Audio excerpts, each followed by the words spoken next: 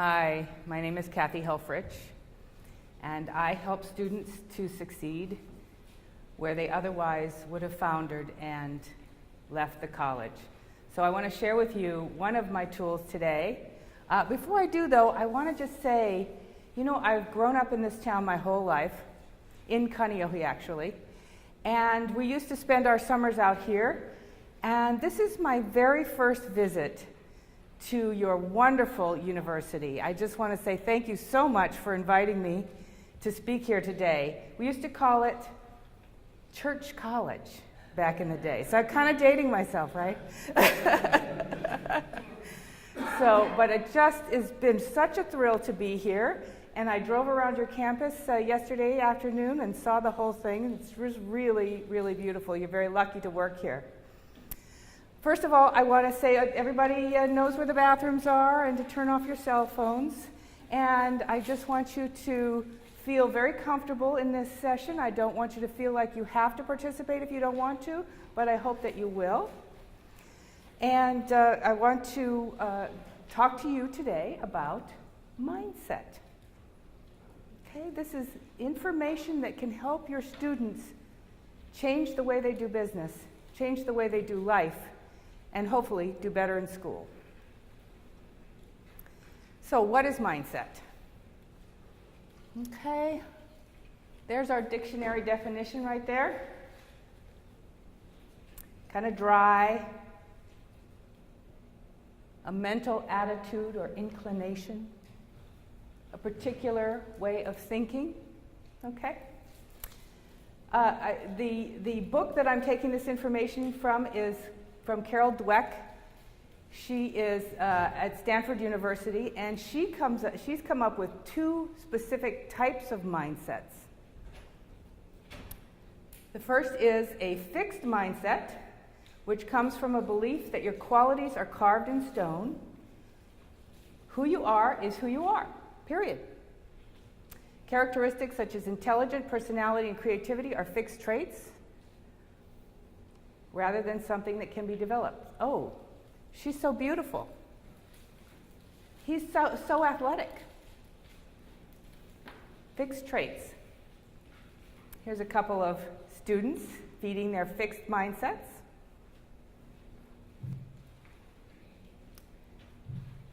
That chemistry test was impossible. Totally impossible. It was ridiculous, completely ridiculous. There wasn't a single question that was even remotely doable, not one. Good thing we didn't waste any time studying for it. No kidding. Does any of that sound familiar? Okay, so growth mindset is what we're here to talk about today. Growth mindset comes from the belief that your basic qualities are things you can cultivate through effort. People differ greatly in aptitude, talents, interests, and temperaments. But everyone can change and grow through application and experience. Okay, we've got our little amazingly wonderful Calvin and Hobbes here. And which one is Calvin? That's Calvin, right? Yeah, remember. What are you doing? Homework? She says, I wasn't sure I understood this chapter. So I reviewed my notes from the last chapter, and now I'm rereading this. You do all that work? Well, now I understand it. Wow, I used to think you were smart. Okay, this attitude that smart is something you're born with. So what does mindset look like? For example, when facing challenges, a person with a fixed mindset will try to avoid challenges. A growth mindset student will embrace challenges. Maybe you've seen a student like these in your classrooms. When you set an assignment, the fixed mindset student is going to try and get out of it. They're going to try and bargain with you. They're going to try and figure out a way that they don't have to do it. The growth mindset student might ask for extra credit, might see what more they can do. When approaching obstacles, the fixed mindset folks give up pretty early. Student with a growth mindset keeps on moving, keeps on going. Tobias Wolff, an author, said, We are made to persist. That's how we find out who we are. And I'm sure you guys have all heard about this more recently, about persistence and the importance of persistence. When making an effort, mixed mindsets, I said that wrong, didn't I? Fixed mindsets see it as fruitless, useless, and a waste of time. Why bother? Growth mindsets see it as a learning opportunity, a necessary part of the process, a path to mastery. Now, I have 4 nephews who live in Kaneohe, and as they have grown up, the oldest is 21 now, the youngest is 13. Each one has come to my father's house to help him as their first job, to help him in the yard.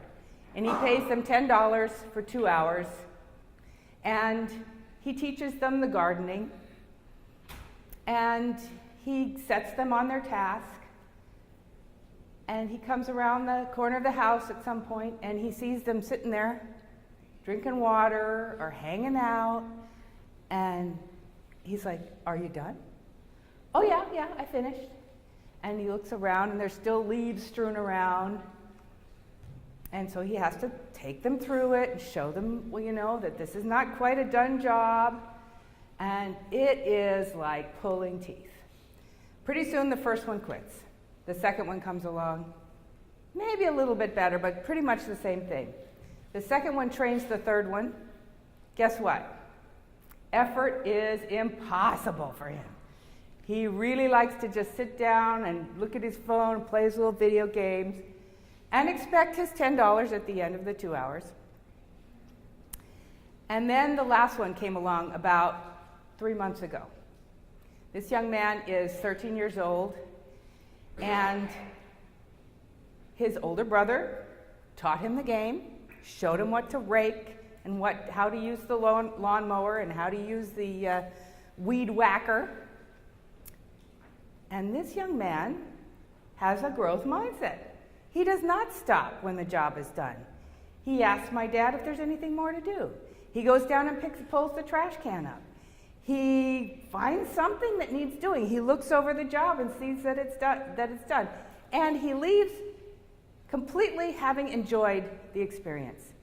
We have to push him out the door. And that is the difference. I am sad to say, of my 4 nephews, 3 of them have a fixed mindset, and the 4th has a growth mindset. And I'm going to certainly nurture that in him. I'm also going to work on the other 3. And we'll talk a little bit more about that later.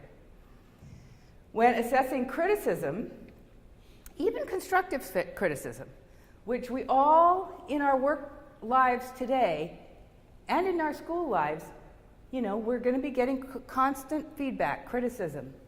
A fixed mindset tends to ignore the negative feedback. They didn't hear it, wasn't me, wasn't my fault. Growth mindsets learn from criticism. They actually take it in. They get try and at least analyze it. Is this real? Is this what I'm really doing? Is this something I need to change, something I need to learn? Chief Justice Earl Warren said, "Everything I did in my life that was worthwhile, I caught heck for." Well, he didn't say heck, but it's church college. I don't want to say the other word. But he became Chief Justice of the United States. He was governor of California. This is a growth mindset person. Evaluating the success of others. When others succeed, a fixed mindset feels threatened. A growth mindset learns from other people's successes, and they are inspired by other people's successes. All that they know all that the fixed mindset person knows confirms their deterministic view of the world. It's all fate. I'm a loser, and I was born a loser, and that's the way I'll always be. Okay? They find that they need to defend the ground that they have. Okay? Rather than look up the hill and see where they might go. And their attitude, the growth mindset students continue to strive. They're always looking up. And that attitude gives them a greater sense of free will. And this is, I have to tell you a personal story. This is where I had a fixed mindset, for sure. Growing up, I saw other people succeed, and rather than thinking, oh, I could do that, I could get up and speak in front of a group of people, I said, I wish I could do that. There is no way I will ever stand up in front of a group of people and give a public speech. Guess what? Luckily, around my 40th birthday, when sometimes things happen, I rolled over into a growth mindset, and it was a friend that helped me out with that. She took me to a Toastmasters meeting, which I highly recommend for those of you who want to do public speaking and who enjoy getting up in front of a group, which I think is a lot of you here, because I think a lot of you are teachers. Loved Toastmasters, highly recommend it.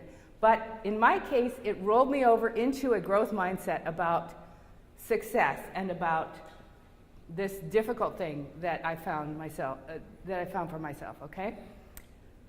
Our job as coaches in the community college system is to help our students before they hit that 40th birthday. I want our students to roll over into that growth mindset now, when they're 18, when they're 28, when they're 38. Wherever you are, I want that to happen a little bit earlier for my students than it did for me. President Realwhite yesterday said that the mission of this institution is to achieve spiritual and academic learning to foster a lifetime of learning. That sounds like growth mindset to me. And I think I was not here yesterday afternoon, but I think Ken started to talk a little bit about Carol and her research. And so you guys, I think I may be preaching to the choir here. This is a really good concept. Department of Education did a grant, gave her a grant to support a study in her brainwave lab at Columbia University. People with both mindsets, they did a little questionnaire and they figured out whether their students who came in to do this study had a growth mindset or a fixed mindset.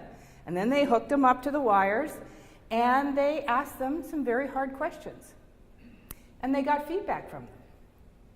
They found that the brains of the fixed mindset folks lit up when they found out whether the answer was yes or no. Did they get it right? That was what was important to them. Not that they had something to learn, that there was something new, some new information. Did they get it right? They were defending their position. The growth mindset folks lit up when they got the information about what the answer was, and maybe they even got them into a conversation about more information about that answer. So it's actually a fundamental activity of the human brain that is going on here. People with growth mindsets paid close attention to this new information. Their brain waves show that for them, learning was a priority. So we're going to try a little exercise right now. Sabrina, would you pass out the paper about Elizabeth? It's a little story, and I hope that you will take a few minutes to read it. And then there are 5 questions at the bottom. See, I've got a copy of it here. Yeah, it's a little. And then if you take a minute to circle the question, how you would respond to little Elizabeth. Okay, has everybody got an answer? Everybody okay there? You're editing. What, are there typos? No. No, you must pick one of those 5, no 6th answer. No, of course you can do what you would do with your own children. Okay, how many people tell Elizabeth that they thought she was the best? Oh, honey, you really were the best. Anybody? Good for you. Okay. How many tell her that, oh man, that was robbery, you should have won? Anybody? Oh, there's a few good parents here. How many would reassure that gymnastics isn't that important in her life? It's okay. No. Okay. How many tell her that she has the ability and she's going to win next time? Okay. Can I change will to can? Have the potential to win? Nope. Okay, how many said that she didn't deserve to win? One person. Okay. That is 2 people. Okay, that's the right answer. Actually, I would never be that harsh with my daughter.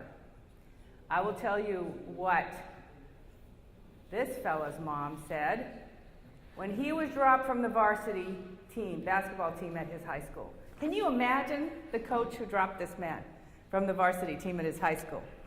He came home all bummed, told his mom he was dropped, and his mom said, "Hey, you better just get organized, buddy." And so he did. She didn't say he didn't deserve to win, but that was kind of what she was saying. She was saying, this is about how hard you work and how much time you put into it and how much you love this game. And that's what we'd say to Elizabeth too, you know? Okay, you didn't make first place, you didn't make second place, you didn't make third place. What do we have to do to work harder? Is this worth working harder for? Do you love gymnastics? Yes. Okay, let's go. Let's work harder. That's the attitude that we want to take with our kids and with our students. And we don't want to, this is something that we are all doing together. We don't want to let our students get into the place where they're thinking that they have the right, because they were born with gymnastic ability or basketball ability, that they have the right to get to the NBA, for example. A lot of students are told, oh my goodness, you are so athletic, you could go all the way. And although that's really encouraging, yes, they could go all the way if they take that into their own heart. This is a goal that they want to do. They push, they work really hard. They do the deep learning that we heard Ken talking about yesterday. They really learn what's going on, and they push themselves to, and they enjoy. They change their mindset from fixed, oh, I deserve this, I was born doing this, to growth. Okay? So, Carol Dweck says, yeah, no, you aren't born this way. That mindset is changeable. And by being aware of the fact that we can change our mindset, that alone may be enough. How many of your students have said, oh, I can't do math. I've never been able to do math. Math is a huge one that people have a clearly fixed mindset about. But Carol has found out that the mind is more like a muscle than a series of electrical connections. And that the more we work with this muscle, she's got research to back this up, and you can go and get her book right there at Barnes & Noble down in Ala Moana. But she says the more you work out, the more you work that muscle, eventually, just the way, you know, when you're lifting weights or starting to run, the first time is killer. Hiking is my game, and oh my goodness, the first time I did a 2-mile hike, thought I was going to die. But kept up it, you know, wanted to see the view from the top, kept it up, and eventually my muscles built up to the point where they could handle the 2 miles and even beyond. So the brain is the same. You start with the basics of mathematics. You start with the basics of whatever subject you're teaching. And practice and work and enjoy the actual job itself. And it will become easier. And there's my little brain connections popping and firing and making additional connections. And in fact, anybody who's over 50 knows this, because we're starting to get ads from AARP and places like that, and there's all these new games that we can play that will help improve our brains, and we should learn a new language. That's all about growth mindset. That's all about making new connections so that we can hang on to what we've got up here for as long as we can. The TIP Infinity Middle School in New York City's Harlem area has, they're trying to help children who fail. Does anybody know what the Marshmallow Test is? Okay, it's wonderful to watch those videos. Google it if you don't know. And they give their students the Marshmallow Test when they first come into school. And they are really working hard to change that fixed mindset, that immediate gratification, to something where the student has an actual love of learning. And I think they're doing a really good job. Unfortunately, it was a PBS special that I saw, and they've dropped the video. But if you Google KIPP, K-I-P-P, Infinity Middle School, there may be something out there on their website that you can find. It's really fascinating, the things that they're doing. Now, of course, this is all younger students. And of course, if we can change a fixed mindset to a growth mindset in a 3-year-old, that's fantastic. But we're working with adults, and it can happen with adults too. As parents, teachers, and coaches, our mission is developing people's potential. Let us use all the lessons of growth mindset and whatever else we can to do this. Okay? So I want to do an activity to see how you guys do with a new learning experience. Now, if anybody has done this before, I ask that you not participate, just kind of watch, or you can help with the solution. And if you have a cell phone or a computer, please do not Google the solution. We had a few cheaters over the Big Island a couple of months ago. But Sabrina, if you would pass these out and get into groups of 3 or 4.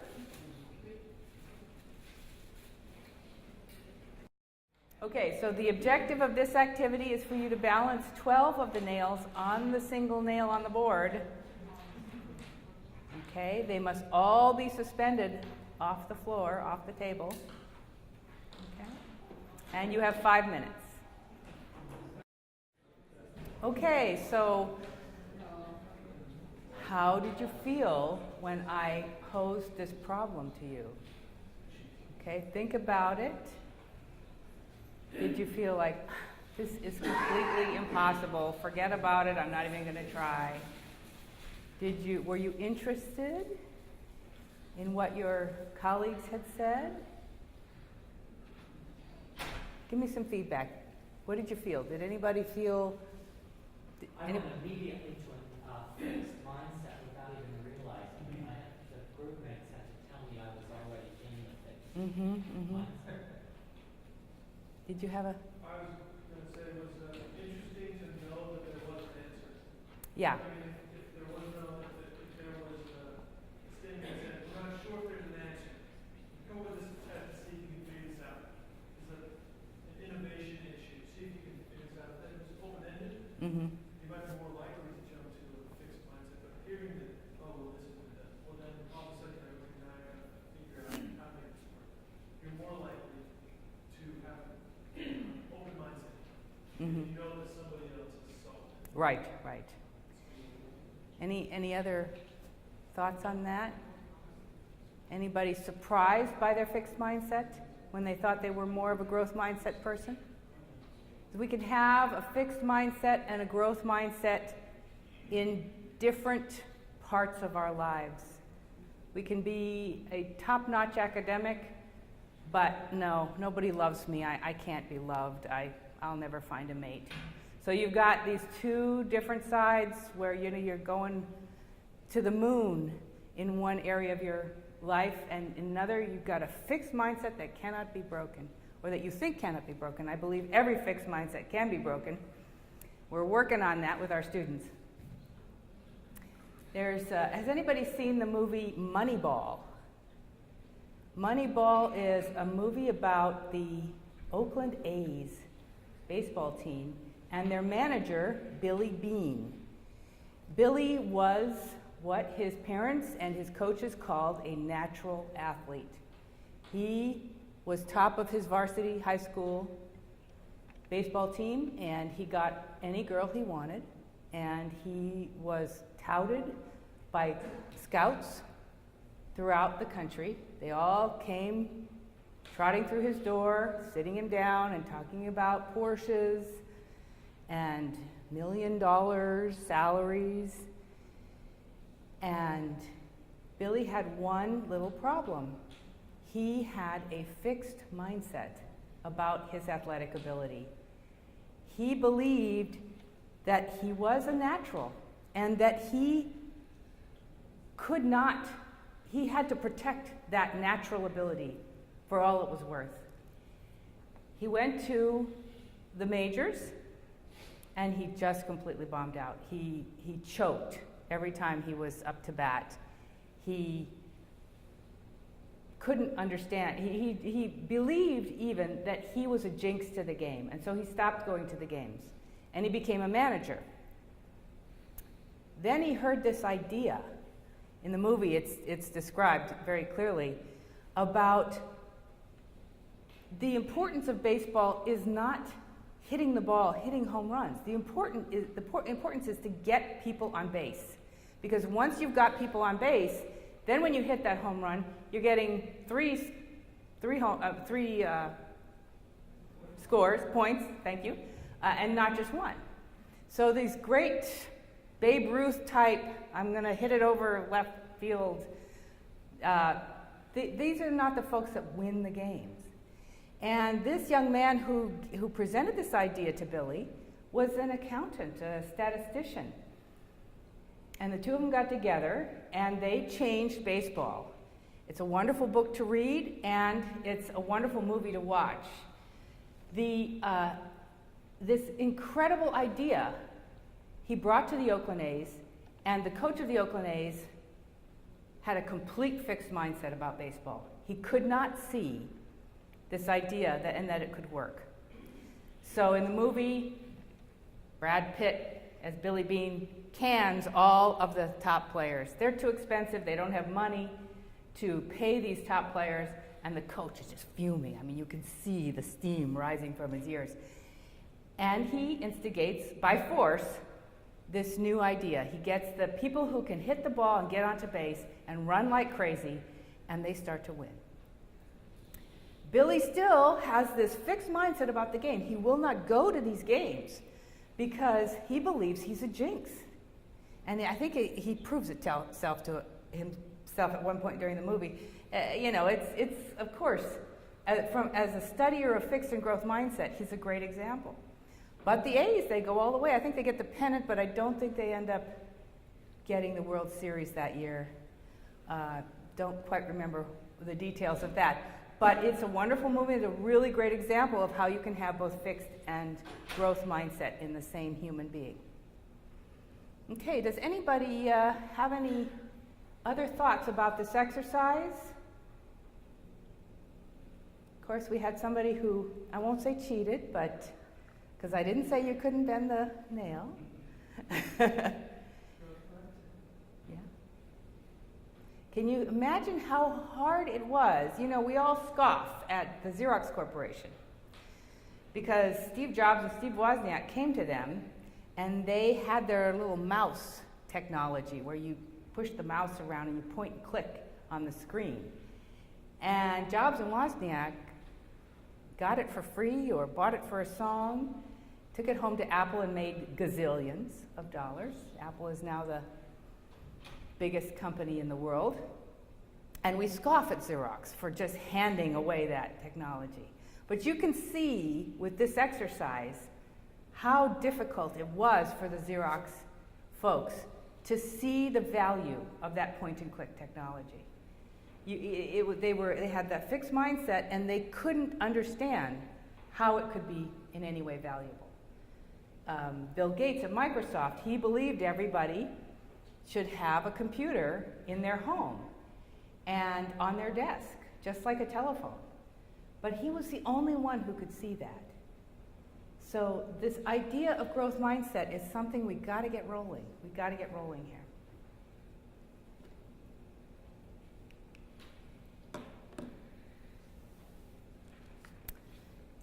I have here a little evaluation that I would like you to fill out. And if you turn it into Sabrina, don't do it just yet, Sabrina. She will give you this packet of information that we have that you can take back to your classrooms. In it is a piece of paper called You Can Grow Your Intelligence. And this is a little article about the growth of the brain and how the growth of the brain is similar to a growth of a muscle. We have used this at Windward Community College this year. We have something called Frosh Camp at the beginning of every semester, and we taught this article. This is the article that Carol Dweck used to teach elementary middle school and high school students about the growth of the brain. And she saw remarkable results, which are outlined in her book, on brain growth and how well students did in subjects like math, where they have fixed mindsets. Once they learn just this bit of knowledge, they learn that you can grow your brain like you can grow a muscle. That alone changed some of the students from a fixed to a growth mindset in subjects like math and English. Remedial English students also did better. So at Windward Community College, we trotted this out and we showed it all to our faculty at Convocation. We taught it to all of our freshman students coming in. We taught it in the spring to our freshman students at Frosh Camp. And we're waiting patiently to see how we will do. So I offer this to you as part of the packet of other interesting activities. And you can get this packet by filling out my little evaluation form. And we have a bunch of other tools that we have to use as coaches. And my colleagues here will be presenting that at 1:20 in, is it room? Yes, right here in this room. So I hope that you'll stay after lunch and listen to all of the really great techniques that they have for changing students from fixed to growth mindset and for changing them from surface learners to deep learners. What questions do you have about mindset? Anybody have questions? Back in the back? What is the, and maybe this is for the next hour, I don't know, but what is, myself included, to be able to say, oh, I have a fixed mindset? Because I think we all to a certain extent do, right? We walk in, we see somebody, and we see, oh, I've met someone like you before, so I know who you are. You know, I think all of us have a little bit of that. And so it would be personal for us, as directly for us, but also for our students. How do you help people recognize that how fixed they actually are? So how do we change our own fixed mindset? How do we see somebody who obviously has a fixed mindset and help them to change it to a growth mindset in that area? They almost are thinking that they have a fixed mindset is a fixed mindset, you know? But according to Carol Dweck, just being aware that you have a fixed mindset is the first step in changing to a growth mindset. Just being accepting of the fact that I have a fixed mindset in this area. I cannot do math. I can't do with me it was calculus. I went as high as calculus and I can't do calculus. So I gave up the career that I really wanted because I was scared to take calculus in college. And I wish that I could go back and coach myself to a better mindset. So I would say first, this training, this article, teach this article, and for yourself, yesterday there was an example, Ken gave an example about the Harvard professor who heard the results from the University of Arizona and said, that's University of Arizona. This is Harvard. Fixed mindset right there. He didn't believe that what happened to the physics students in Arizona was happening at Harvard. And then when he tested them, he found it was even worse. The students at Harvard were not getting the concept that he was trying to teach. So I would suggest then that teacher, he went to the data and he believed the data. So I would say try. Test yourself. If you've got a fixed mindset in a particular area, test it. Go take a class in whatever you're nervous about. Sabrina, you have an addition to that? I do. I think the easiest way to find out if you have a fixed mindset or see if somebody else has a fixed mindset, ask yourself, am I learning? Am I doing anything to learn? Am I doing anything to grow? Am I developing in some way? Because the moment you stop, you know that you've already turned yourself off. And you're not going to be able to do anything about it. My example for me is I have a very fixed mindset when it comes to languages. I will not even go there. I'm working on her. But I am very aware of that, and I'm okay with that fixed mindset because for me, that works. But in other places in my life, in other aspects, I have a very growth mindset because I want to continue to learn. And I think that is what helps me figure out, am I growing or am I staying still? If I'm growing, then I'm going to be learning. I'm going to be developing some skills, some themes still something that, at the end of it, I'm going to take one thing away. So I know that I had a growth mindset in that moment, in that class, in that workshop. It doesn't matter what it is, but I'm going to take one thing away from it. And so for me, that's a growth mindset for myself. So being just aware of where you're at when you're sitting there and you're trying something or doing something, that can help you. So growth mindset, learn, right? Fixed mindset, you're not going to go anywhere. I don't know this. I don't know much about this area, so I couldn't comment. But it would seem like it would, if you could compartmentalize it. If you said, okay, I don't do languages. Right. Well, I don't do exercise. I don't do weight loss. I don't do this. And as soon as you would start that, my guess is it would influence and creep into other parts of your life. But if you're like, no, yeah, I'm not the best at languages, Right. but I'm not going to shut that out. I'm going to, but I just know I'm not the best at it. But I'll work at it. I won't, because I had a brother that, you know, who cares about Korean? Because I speak Korean. And he says, who cares about Korean? I don't care about Korean. And because he had that, I don't do languages thing. And as soon as and when I taught him the benefits of doing it, and then he went to the Korean restaurant and said a couple Korean words, and he got all the extra food. Oh, and I bet it was the best. Yeah, I'm Yeah. not the best at languages. I'm terrible at languages, but I can do something. See, and that's the whole thing. I do know if I try, I eventually get there. So somewhere in there, that growth mindset does set in. But at this point in my life, I'm not willing to do it. And Sabrina, at least you know that it's possible. You don't believe that you were born that way. I'm sorry, my phone wasn't used specifically, you know, but just in general. If I ever think, oh, yeah, I'm not good at that, so I'm not going to do that. But hey, son, you need to really try hard at this. And that just, it would be difficult to compartmentalize. Well, and you're using the right words, though. You really, I saw effort being put into this. You're really trying hard. You're smart at this, because that changes. One word changes what we're saying to our students.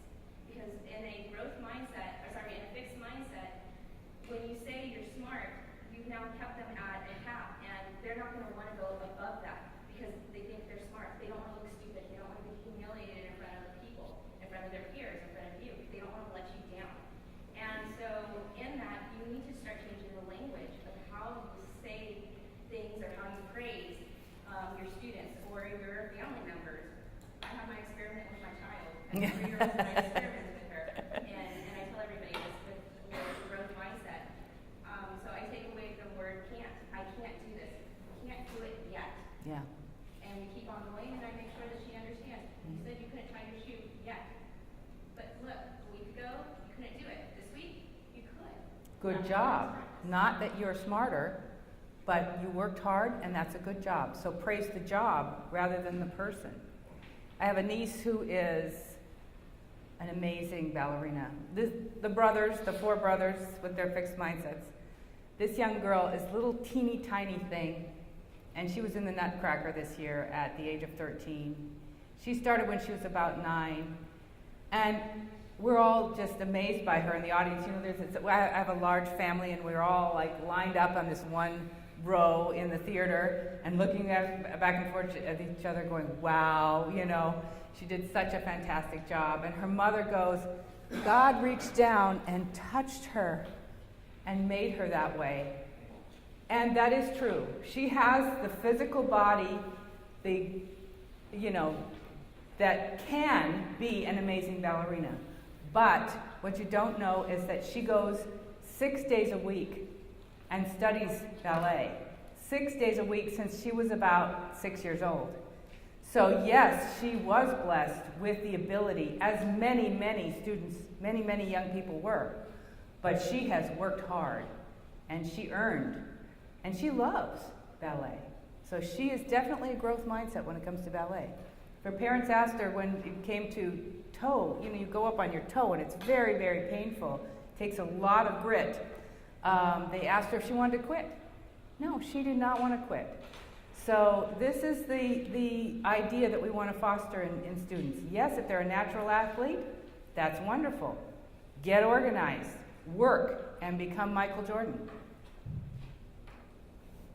My mother-in-law is a concert pianist. She went to a concert where someone who's exceptional was playing. And afterward, she went up to the thank you for dedicating your life to learning how to play so beautifully. And he said, you're like the first person who's ever said, they all come up and say, oh, I would give my life to be able to play like that. And he goes, I did give my life. You can give your life, sure. You can start now. Yeah, that's fantastic. That's a great example. Anyone else? Yes. Where is the line between competitiveness or competition, the feeling of wanting to compete, and the feeling of being threatened by somebody else's success? Like, what is the interface between those two things? Or is there an interface? So the interface between competition and having a fixed mindset about somebody. Being threatened by somebody. Well, I would give you the example of Nancy Kerrigan and what was the other? Tanya Harding. Okay? It must be very competitive in the field of professional or, Olympic skating. But Tanya Harding was the only one that actually felt this incredible jealousy, and along with her competition, her competitive feelings, and really wanted to do harm to another person because of that. She was jealous of Nancy Kerrigan's success. If instead she had learned from Nancy Kerrigan's success, worked with her to learn some new moves, I don't know all the details, but that, you see, that's the line. She was so fixed. She was told she was a natural from the Pacific Northwest, where she comes from. Everyone believed that she was going to go to the Olympics. She was going to win the gold medal. And then she went to the Olympics, and she's got her little castle there that she is defending. And here comes this other wonderful American, also an American, and she does gold medal style work. Tanya's solution was to stay in her fixed mindset. So yeah, as I said, we have coaching techniques that we're going to tell you about at 1:20 this afternoon that will help you to change your students' minds from fixed to growth. And I hope that you can come and see us then. Okay? Questions? I think we're just about out of time, so thank you very, very much. It's been a real thrill. Thank you.